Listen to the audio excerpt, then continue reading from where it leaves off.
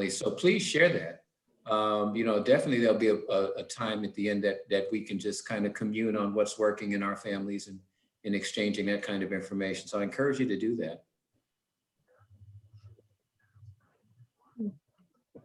Okay. Okay, sir. Well, I appreciate you all for joining us tonight. Welcome to Wooten Center's Parent Power Group Workshop. My name is Rebecca Dabbs. I'm the health educator, the COVID-19 health educator for the center. Again, if you could just take a quick moment, if you haven't already signed in, please put your name in the chat for a virtual sign-in along with your zip code. We are logging this information so we know the impact that we are having on the community. Let me click. One moment. Again, for our returning community members and our new members, the Wooten Center is a nonprofit organization founded by Miss Myrtle Rumpf in 1990 to honor her late son who was tragically killed in a drive-by shooting.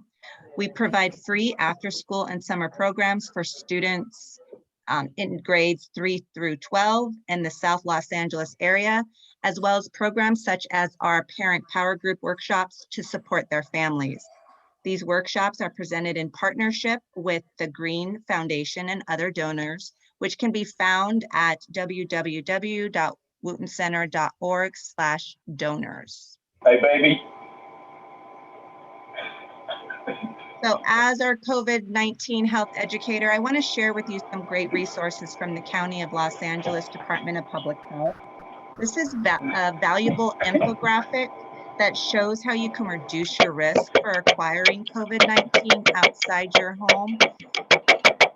And I'm going to just ask if you are not muted, if you could please mute yourself. Thank you so much.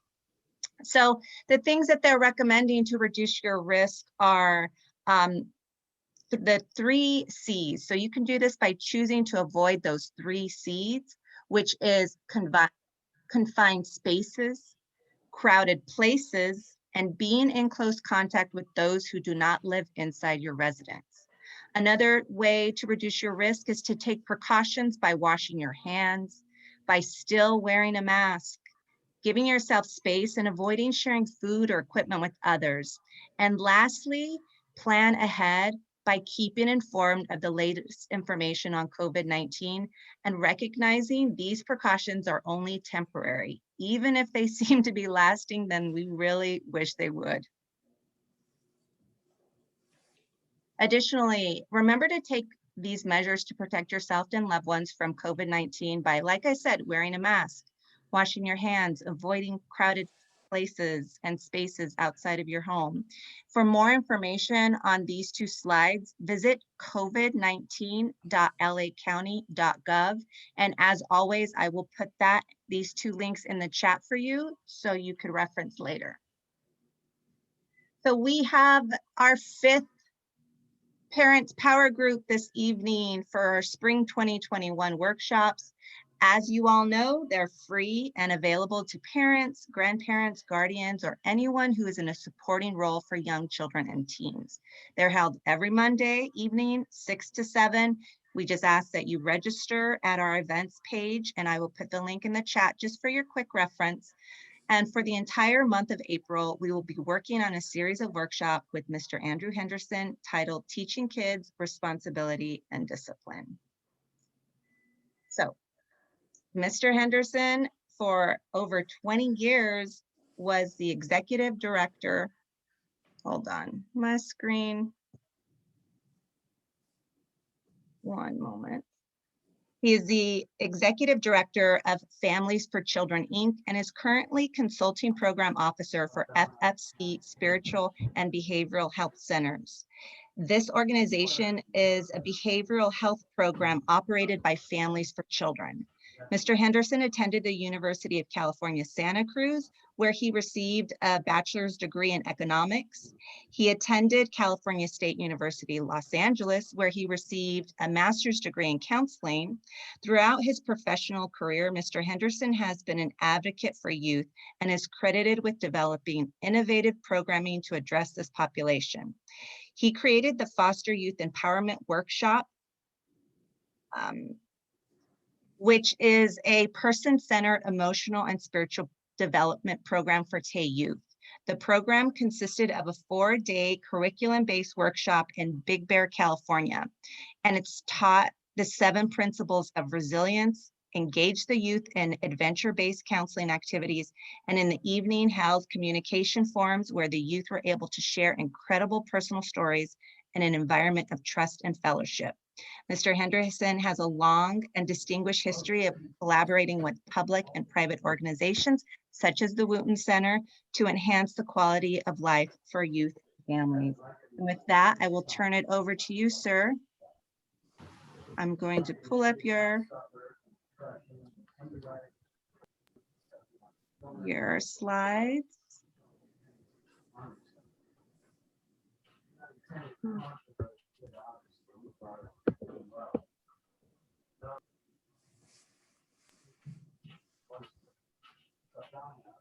Can you all see that? Yep, we are good. Actually, I'm sharing the wrong slide. One moment, sir. Okay. My apologies. That's okay. Okay. All righty. Are we ready to rock and roll?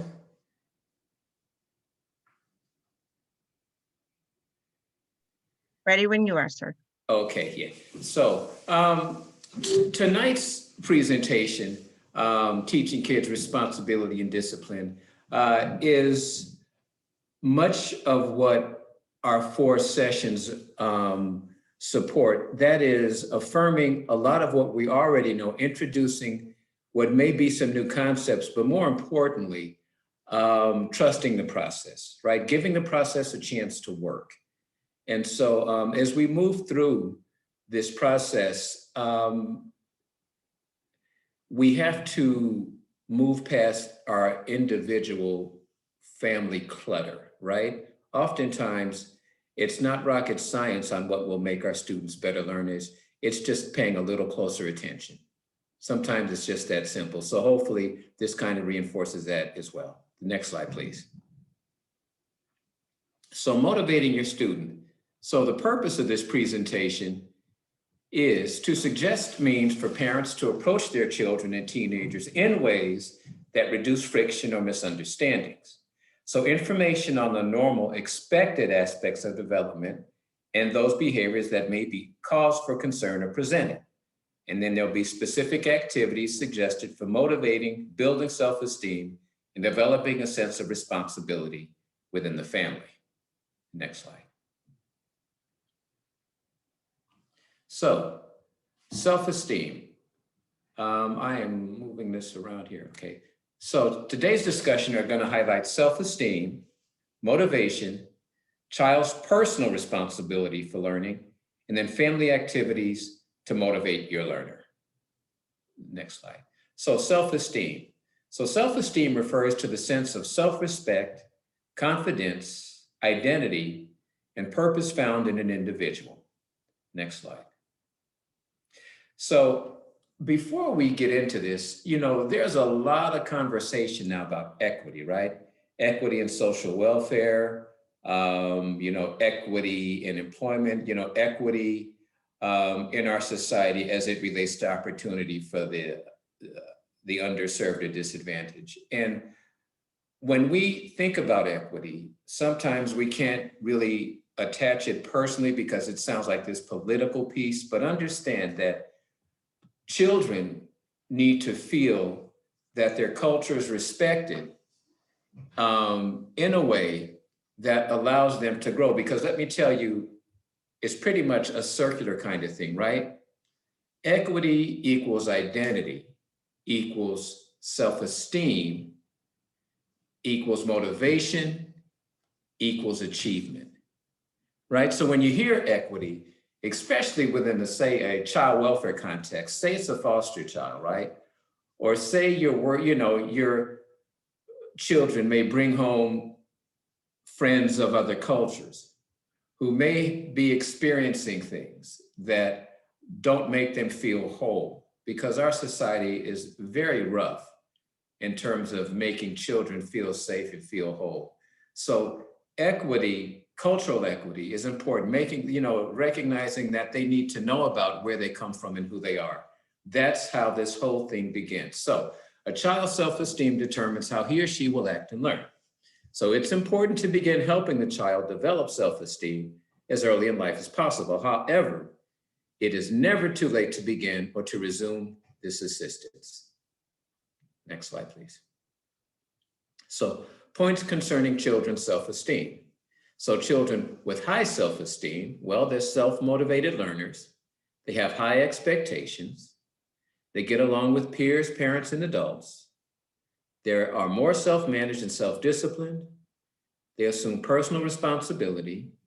They seek and enjoy new challenges. And they set and accomplish realistic short and long-term goals. Next slide. So the points concerning children's self-esteem, well, children with low self-esteem, they exhibit low motivation for learning, and they feel inadequate. They criticize others. They lack confidence. They find excuses for putting forth little, if any, effort.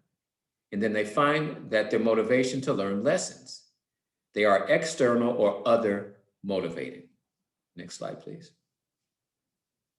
So conditions for self-esteem occur when a child is seen as important and unique, with rights and feelings that need to be acknowledged and protected.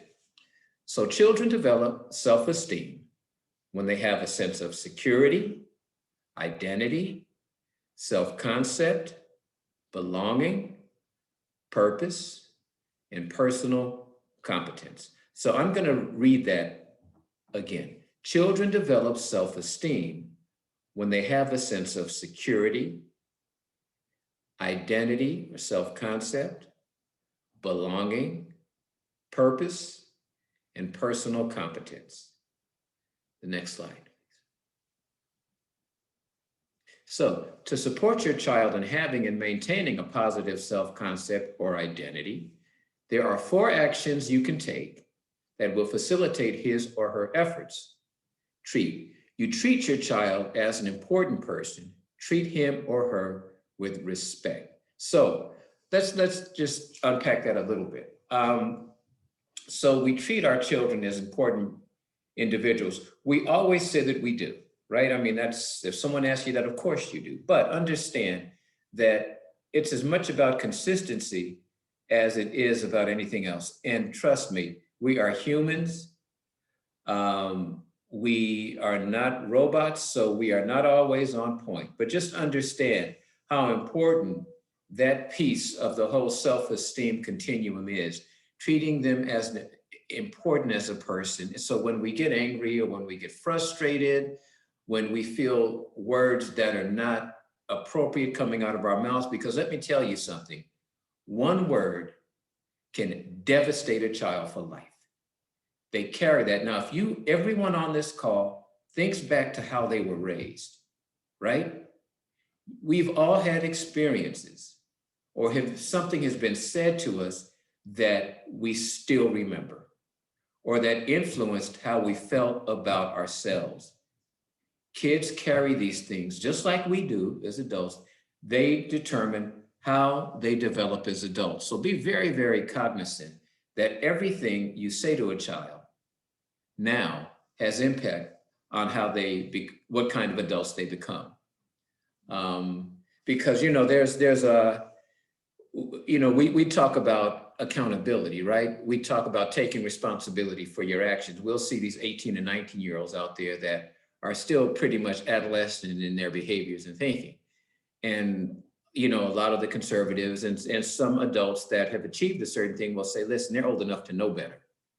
Well, yeah, they are. But understand, that's learned behavior. So that's a big part of that treat. So you provide your child with love and acceptance, obviously.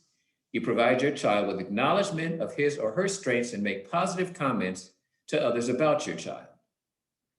Now, make positive comments to others about your child. Now, that's a slippery slope. We don't want to appear to be boasting or always talking about our kids. That becomes a little self-centered, it seems. So within this context, it's just making sure that you're internalizing how you feel about your child. And, behavior is an expression of need, and then that self-talk tells us how we're going to behave. So when you say this to other people, it's not so much that you're boasting about your child, but it's just reinforcing the practice of making your child feel special. And spend quality time with your child. Okay, next slide. So a child feels a sense of belonging when he or she is allowed to contribute to the family and is appreciated by family members. You can facilitate your child's sense of belonging in the following ways. Well, you build close family relationships.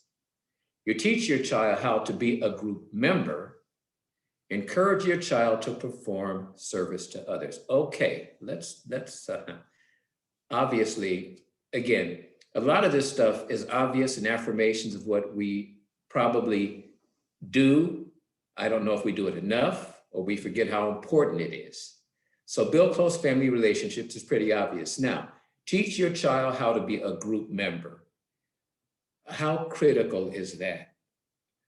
Few of us in our professional lives function independently, although the new tech environment allows us to be a lot more independent and less codependent on group interaction in the workplace. I mean, that's kind of what we're moving to. But teaching your child how to be a group member is critically important in making them become self-sufficient and understanding environments where they may not be in complete control, but have a say and can influence what goes on.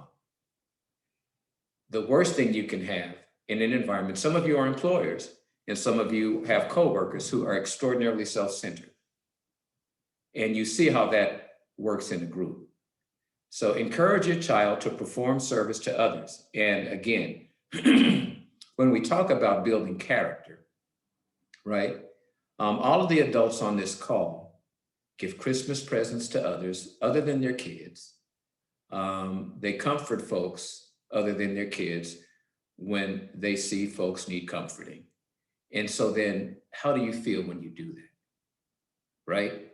And I know we talked briefly about this last time, but it's a theme that runs through all of these sessions, because the more your child does things outside of himself in service to others, the more that builds an emotional satisfaction on what it means to function in society, right? What it means to be a whole person, and will build the kind of character that promotes self-sufficiency, that when they go in for an interview, for example, they will present themselves in a way where the person that is doing the interview will say, wow, okay, this is a solid person, as opposed to the individual that, is just so self-centered or so locked in on what they want, which has been reinforced in their family. That person tends not to be the high performer and get the most self-satisfaction and become self-sufficient through their own skills as they move on. So encourage your child to perform service to others. It's an enormously powerful character builder. Next slide.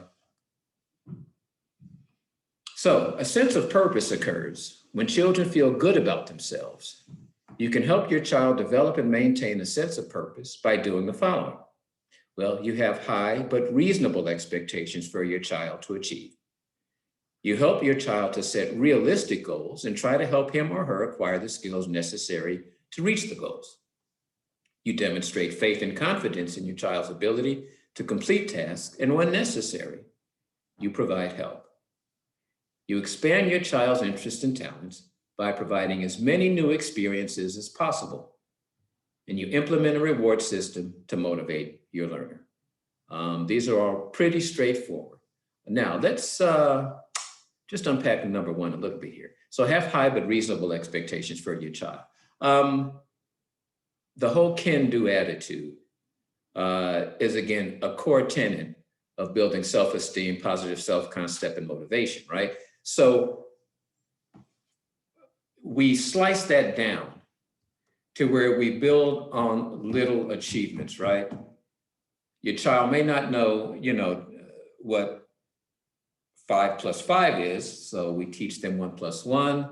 And this is just a metaphor for all the achievement kinds of milestones we'd like our children to experience. We slice them down to achievable. It says reasonable expectations, but what's important here is to have expectations for your child. That builds confidence, that builds competence. And then help your child to set realistic goals and try to help him or her acquire those skills necessary to achieve those goals. How important is that? So what we're talking about here is you not being responsible for your child's competence, right? Completely. What we're talking about here is making sure your child is invested in their own competence. So you help your child set realistic goals. Ask them kind of, what do they want to do tomorrow? Ask them the kinds of questions as, what do they want to achieve in school? What's their favorite subject? What do they want to do? So just general questions where you can kind of get a conversation going about what they're thinking about. The key here is to just make sure they're able to, you're allowing them to communicate how they feel about achievement. Okay? And so the other ones are pretty self-explanatory. We can move on. And you guys, if you have any questions along the way, please, feel free to jump right in. And if you feel like putting them in the chat, please do that as well. So it's important for your child to develop a sense of personal competence. So this can be accomplished by practice. However, you can encourage your child in this practice in the following ways. Well, you help your child to learn to set reasonable goals, identify resources, and to plan a schedule to reach his or her goals. You provide encouragement and support to your child by recognizing and appreciating progress made towards meeting and established timelines and in acquiring and using problem-solving skills. Wow. Okay. Look at this. You help your child to learn to set reasonable goals. That's just, your child is involved in planning their competence, right? This is so exciting. At any age. I practice this with my grandson, and he's just, anyway, you'll be talking about him. But allow your children, right, to be responsible as early as possible, giving them that sense of control in their young little 3- and 4-year-old lives, right? So you set limits, because one thing I do with my grandson, he'll like to do something for a certain period of time. We'll say 3 minutes, right? And so then 3 minutes is up, and he's got his own little attitude, which is great. But then I count down. Say I'm swinging or whatever we're doing, I'll do a 10, 9, 8. So I have, and for high functioning kids, this is a great way. Well, just a great way, period. It allows them to process the cognitive frustration that any 2 or 3 or 4-year-old will have when they want to do something but can't do it. You just count down slowly to let them process the transition from one thing to another. So I count down 10 all the way to 1, and that's worked pretty good in our family. So you provide encouragement and support to your child by recognizing and appreciating progress made towards meeting goals and established timelines and in acquiring, using problem-solving skills. The next slide. So motivation. So I guess motivation for educators, well, for parents, that's like the golden ticket, right? If we can raise a motivated child, as some folks say, our work here is done. So motivation is a concept which explains the energy, the direction, and the volition which together induce human behavior. Next slide. So motivation is an attempt to explain why people choose to do the things they do. Well, for practical purposes, motivation is in this module refers to the way in which you get your learner to do what you want him or her to do. Next slide, please. So motivation is how you get your child to do their expected chores, complete their homework on their own, get along with other family members, and do what is generally expected of them, such as making appropriate decisions, following through on tasks, and living up to expectations. So everyone is motivated, right? However, not everyone is motivated towards the same goal or goals. Okay, next slide.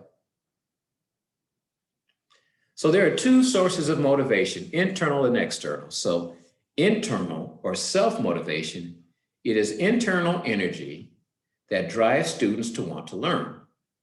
So when people do what they love to do, they do more. Self-motivated students value knowledge and achievement. They are driven to create and to advance in their career preparation and work situations. So it is possible to encourage internally or self-motivated learners by establishing learning rituals that are consistently enforced in the home. Now, those of you who were on the call last week, that's the module we did about rituals. So again, we're tying in all these 4 modules in this program. It's called FAST, Families and Schools Together. They're all tied in. Enhancing the learner's self-esteem on a consistent basis and using consistently positive reinforcers in acknowledging learners' success. Okay, so using consistently positive reinforcers, right?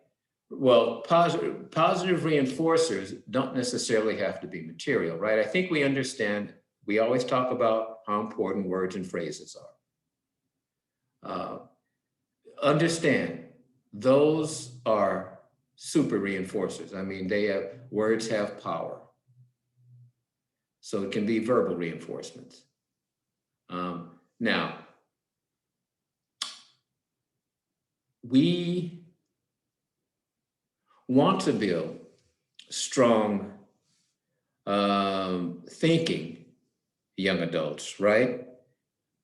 So there is a slippery slope of overpraising and underpraising. Overpraising for what we normally expect, right? You know, there's that whole discussion about participation trophies, right? And what that does to a child's expectation of themselves and self-esteem. Some of us feel that, well, participation trophies are not really building character and confidence. They're building dependence and low expectations. There's some truth to that. So just kind of be aware of that. We can go to the next slide. So external motivation. Well, external motivation is generated from others. Although external motivation is better than no motivation at all, external motivation should be used by parents only when necessary to provide learners a sense of achievement and confidence, which may result in motivation becoming more internally derived. External motivation usually begins early in a child's life with the use of rewards and punishments. So let's talk about external motivation and its role in building a self-motivated, excited learner. External motivation is typically the predecessor in terms of rewards, gifts, things that the child desires and can be used as rewards. You do that if you are basically starting the process of motivating, because it's called intermittent motivation. So as they build confidence in their skill set, you roll back on the external motivations, the material gifts and stuff. And you start praising them, you integrate the praise to get them more internally motivated. Now, that's easier said than done, right? I often talk about my child and how he was this guy who, he was a video maniac. But I said, okay, my wife was very concerned about the time he spent. This was back in the 90s, I guess, on, just when video games were out. She was very concerned. So we were both concerned. So I said, well, you can't do that unless you get A's, right? I said, that's going to have to be a reward. You just can't sit down and do that. So then what did he proceed to do? Exactly. Brought home A's, which put me in a corner. But what happened is he enjoyed achieving now. The praise he got in school built the internal motivation. So I didn't always have to get that anymore, because understand, you won't be the only one praising your child's achievements, right? When he goes to school and gets that A or B on that test of homework, he's getting that motivation from his teacher, good job. So that's building that internal motivation, which allows you then to move back on that material, because he's feeling so good. He or she is feeling so good about themselves now. I'm hoping I'm making sense. And we can, if you have any questions again or comments, please, we can dive in once we're done here. So discipline is a form of external motivation that is used to facilitate obedience. Most effective when you mean what you say, you follow through, be sure he or she did wrong, and be sure your child understands the consequences. Next slide. Discipline is not synonymous with punishment.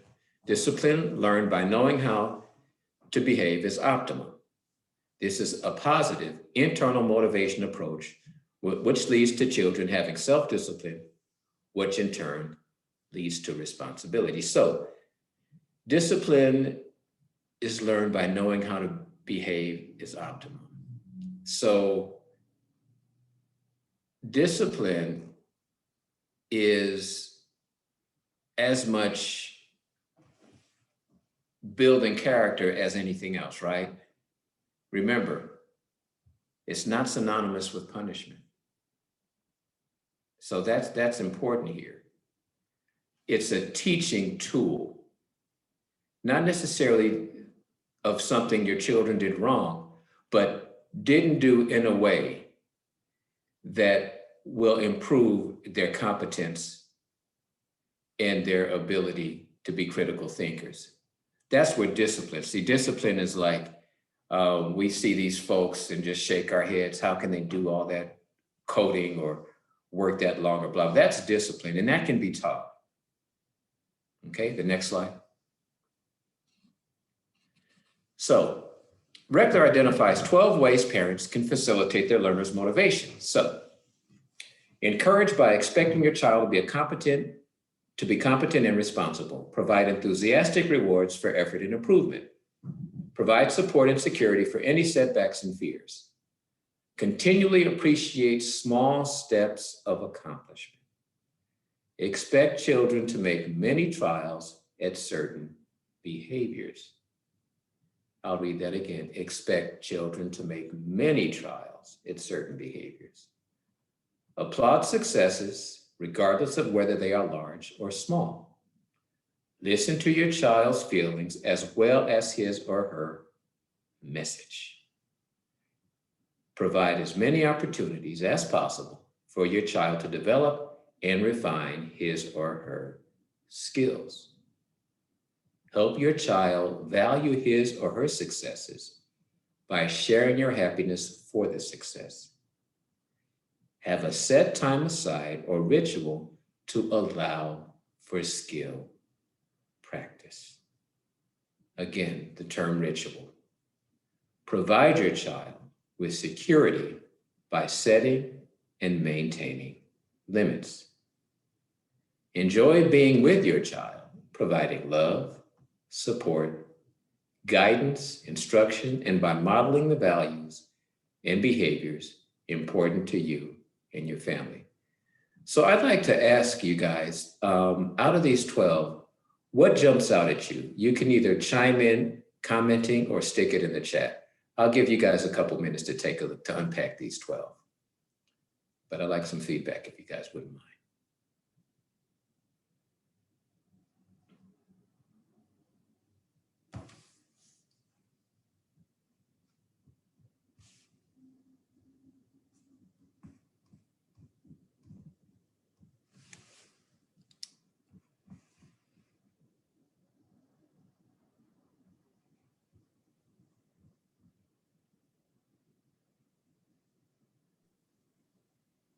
So we have a few comments in the chat, Mr. Henderson. People are talking about providing opportunities, Mr. J.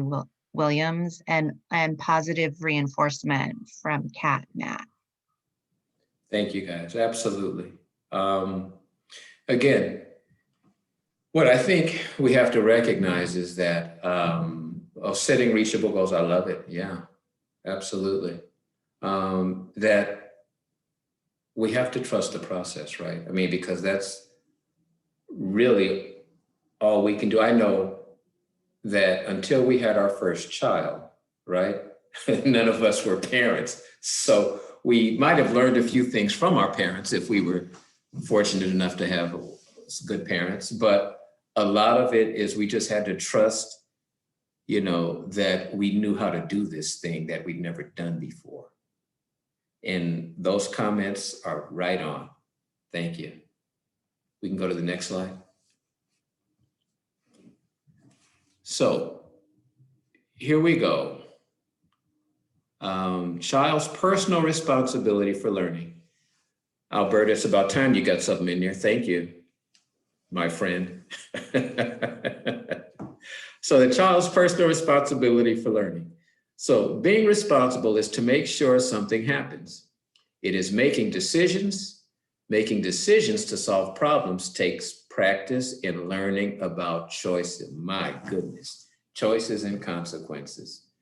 Making decisions to solve problems takes practice in learning about choices and consequences of choices.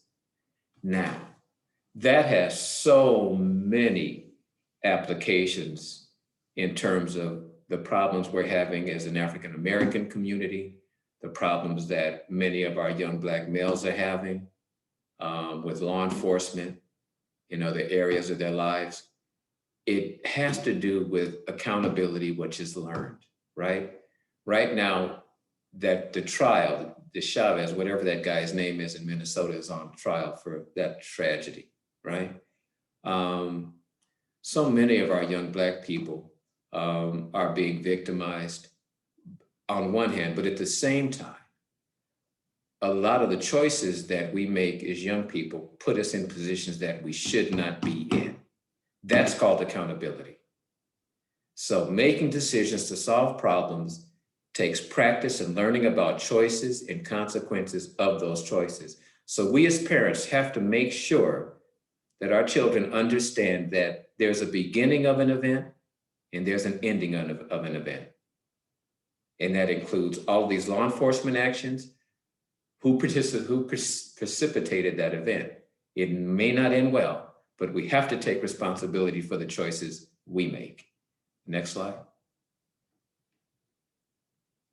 So in order to help your child develop responsible behaviors, it is very important that you establish clearly and exactly who in the family is responsible for what and when.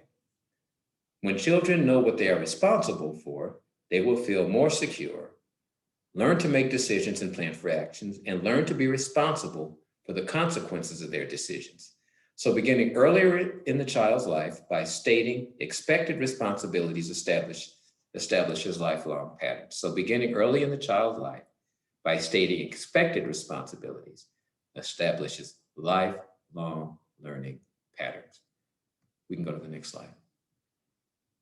So after you have established responsibilities for specific tasks, you may wish to post a written list of family members' responsibilities using the following examples as guidelines. So for home responsibilities, you see there, pretty much that's based on kind of age. And then student responsibility, every student, schoolwork, study, pack for school.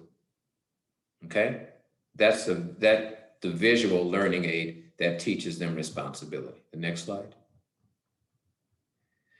So help your child develop a sense of responsibility. Well, experience, help your child to become aware of what he or she experienced. So identify. Have your child describe what was significant about the experience or particular event. And then you analyze. Well, now help your child to analyze and to understand why the event or outcome was or was not significant. And then you generalize. Well, you summarize with your child how what he or she learned can be used in future decisions. I mean, this is just so right on. You can just take this verbatim as a toolkit that you can use with your children. You know, we talk about critical thinking, right? And how important that is in achievement. Here you go. This is a critical thinking tool for your very young child and how you would start that training process. The next slide. So family activities to motivate your learner. So the family is the prime motivator for your learner. It is the family atmosphere that children learn to be appreciated, to feel secure, to feel a sense of belonging, to feel valued and respected, and to receive encouragement. Next slide. So following is a list of activities that have been proven successful for motivating learners in some families. However, there are no right ways for all families. The best activities are those that work for you. So when you go shopping, take your child and explain why you buy certain items and not others. Have a do-right bulletin board where items or messages about good things that have happened or about tasks that have been completed are posted. Wow. You know what? It's amazing. Some of these things sound so simple, but they are extraordinarily powerful. That do-right bulletin board, see, my wife and I, Dr. Henderson, we are founders of Families for Children, a foster family agency operating that nonprofit for over 30 years. So we have used this material with our foster parents.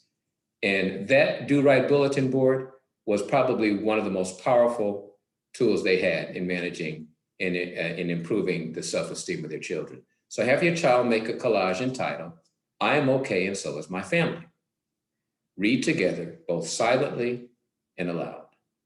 The next slide. Family meetings. Family meetings that are a regularly scheduled ritual become great motivators. Following are some general guidelines for establishing family meetings. Hold a family meeting once per week, every week, no matter what. The whole family gets together for a family meeting.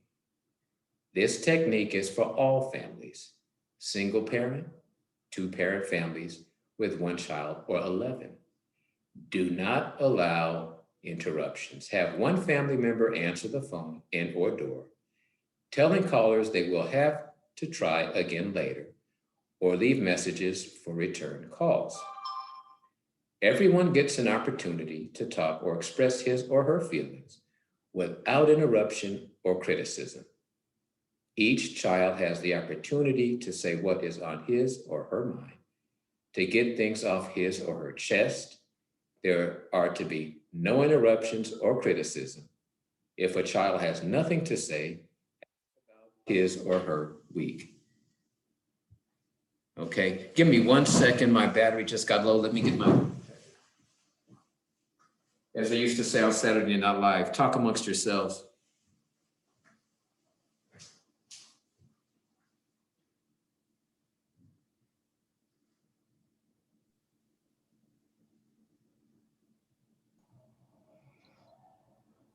We can definitely all relate to running to grab your cord. I do that at least once a day. When I try to change positions, I unplug my laptop to to get in someplace comfortable, and then I forget to bring my cord with me, and I'm doing the same thing Mr. Henderson's doing now. I have 2%. Oh no. Oh, no. Exactly, exactly. Voila. I am able to see. Okay, so each child has the opportunity to say what is on his or her mind to get things off his or her chest. There are to be no interruptions or criticisms. There are to be no interruptions or criticisms. If a child has nothing to say, ask about his or her week. This is the child's time to be center stage. Now, you guys are probably smirking and thinking I'm nuts because of the cell phone, because this information was kind of designed pre-cell phone. So that's your challenge, isn't it? Getting them off that darn cell phone to pay attention to this. So what I would suggest is that you have a discussion before you have the meeting. Don't just drop this on your children. Say, we're going to spend some time away from the phones. And you guys have probably talked about this before, or you might have thought that they're on that phone too long, and your response is to get off the phone without having a plan for it, right? This is the plan for basically getting off the phone, which can be a very powerful opportunity for your child to communicate and grow that sense of confidence and belonging within the family. The next slide. So the benefits of a family meeting, well, children feel valued by having a say in decisions. Issues can be explored before anger takes over. Shall I repeat that? Issues can be explored before anger takes over. Family members have a sense of belonging. Parents can appreciate the good things children have done. Children learn how their individual wants and needs affect other people. Wow, that's powerful. Small problems get solved before they become much larger problems. Families experience pulling together to help each member. Oh, that's so important. Families experience pulling together to help each other. Families are strengthened and become significant as a way of life. This stuff is available through the website, but you guys, spend some time with this, internalize some of the things that we're sharing today, because they can make a huge difference. It's one of those situations where many of us have been in meetings, right? And I said this before, when you leave the meeting, you retain probably 10%, right, of what the meeting was about. And the same thing's going to apply here. Once we're done, you may retain one or two things that are significant, but they may make a huge difference. So revisit this. This is a process here. And I will keep saying, trust the process. The next slide, please. Well, guess what, my friends? We are done. Now, I also want to let you know, my other passion in life, as I had mentioned briefly, is foster care. If any of you have considered foster care, I am currently working with Wayfinder Family Services, and we are in the resource parent or foster parent development phase right now. So if any of you are interested, please put it in the chat, and we can send information on when our next orientation is. So that's my other life. So at this point, I'm open for discussion, comment. Please share experiences you guys may have had during these most crazy times. Maybe we can benefit from some of your experiences. So I give my people the floor now. Just dive in.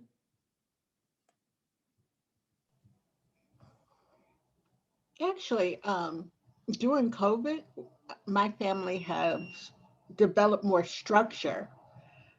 I guess we were forced to, since we're all at home. Before, we're constantly running. I'm running to get, the kid to one thing or another. My husband's running, but we've had more structure. And so we start having these Friday night kind of family talk, movie nights. And it's been really nice because we've never had structure like this before. And, Wow. you know, So you're saying that family, that whole family meeting concept is making a difference, huh? it is. It is. Um, That's so great. you know, so we're forced to do it. Uh, so, you know, it's something we hope to keep, you know, once we have a bit more freedom, but, you know, we'll see how that works. Right?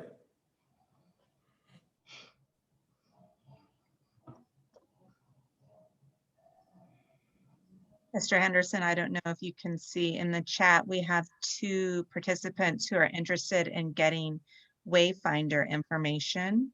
Yeah, I Um, copied and pasted Jay Williams. Thank you, sir. And then same here. I'm not sure who that is from iPhone.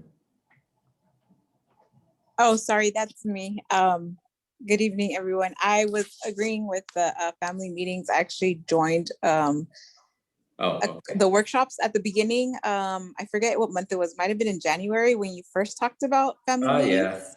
Okay. And I actually incorporated it. So we're doing like family dinners, and then at the end of a family dinner, we do like a family meeting. And it's actually been super helpful for us. The kids actually look forward to it now. Like, you know, they're always asked, when are we having our dinner meeting? Because we get to go around the Yes! table. Yeah. I was Victory! so hesitant and a little bit scared to actually try and implement it, but it like really flows now. The kids look forward to it. And I've learned a lot more about their feelings and concerns during these meetings now, because they feel like it's an open space for them to just kind of talk either out their feelings or anything they have, you know, plans for during the week, or just to kind of check in with each other. So it's definitely been super helpful, and we hope to continue doing it, you know, hopefully for as long as we're all together here. That's so excellent. So that's kind of dropped the mic for me. Thank you so much. No, thank you for introducing the idea and the whole kind of structure of how it should go and be run. And yeah, it was so I'm so happy we tried it. That is a great way to end the evening. Just again, trusting the process and introducing these new techniques into your family life to see how it works. If it works for you, do it. If it takes a little trial and error, kind of like the just with the kids and adapting new behavior, just keep trying and pushing through and trusting the process.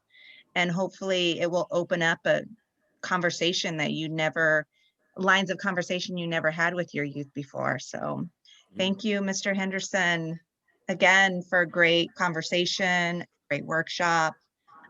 We really appreciate your wisdom and your explanation of some of these things and the benefits they bring to our family. Well, you know, I just have to say that the comment about the family meetings working have just, you know, re-energized me to continue this forever. As long as it's working with somebody, then we know we're on the right track. I want to thank everybody once again for your time and attention. And this material is available. I think the Wooten Center website, and someplace else you mentioned, Rebecca. Yes, so we're going to be uploading this recording on our YouTube page and the Wooten Center website. I know that Miss J. Williams was talking about getting information from Wayfinder. You have her information, Mr. Henderson? I do. Okay, wonderful, wonderful. Yeah, I got that. Great. Okay, well then I am done. I wish everybody the very best. And you know, Rebecca knows how to reach me. And as we used to say back in my day, same bat time, same bat station next Monday. See you there. Okay. Thank you all. Thanks again, Thank you for guys. joining us. All right. Thank you all. Have a great night.